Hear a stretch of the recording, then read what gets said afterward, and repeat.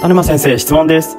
いびきで口が臭くなるって本当ですか？はい、実は本当です。いびきをかいてる人は寝てる間に口呼吸になり、口が乾きやすくなります。口呼吸をする。唾液が減る。口腔内が乾く。口腔内の細菌増殖する。そして口臭が臭くなる。という仕組みです。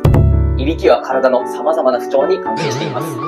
いびきをかきますと、睡眠不足以外に肥満だったり、肌荒れだったり、口臭だったりと、なかなか改善されないなって思った方は、自分の睡眠やいびきに問題があるかもしれません。